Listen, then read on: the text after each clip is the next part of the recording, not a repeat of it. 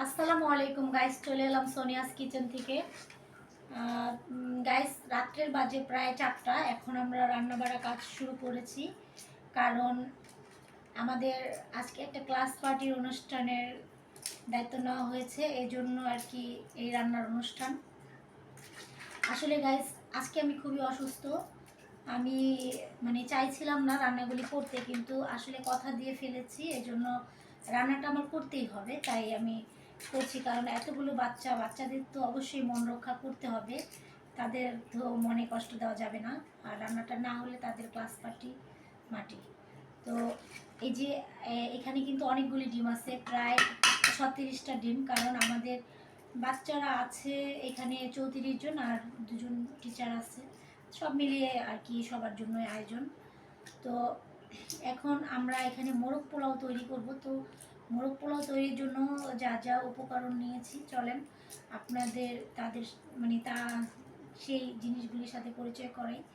আর ফুল ভিডিওটা দেখবেন, আমরা কীভাবে কী প্রসেসিং করছি, সব ভিডিওটা দেওয়ার চেষ্টা করব। চলেন তাহলে।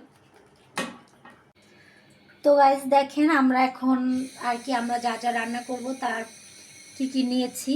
এই যে আমরা বড় সাইজের 800 কি 900 গ্রাম সাইজের এটা, এই যে কক যে মুরগি পাকিস্তানি, ওইটা নিয়েছি রোস্টেড করার জন্য। মোরগ, এটা হচ্ছে মোরগ নিয়েছি, যে মোরগ পোলাও রান্না করব, মোরগ মুরগি। তারপরে এই যে এখানে আছে আমাদের রান্নার উপকরণ, রোস্টের মশলা সব, মেডিসিন, দুধ, আর এই যে লবণ।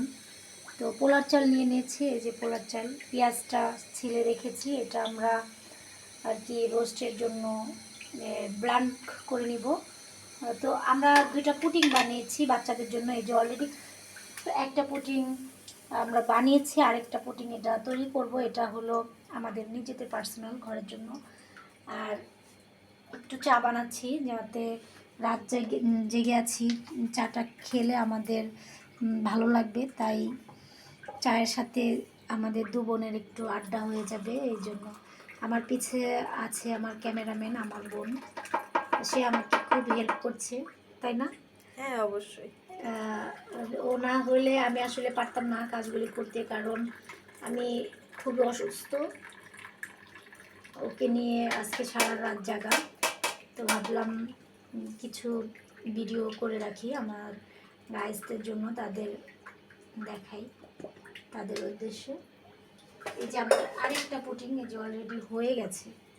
তো গাইস, আমার ভিডিওটা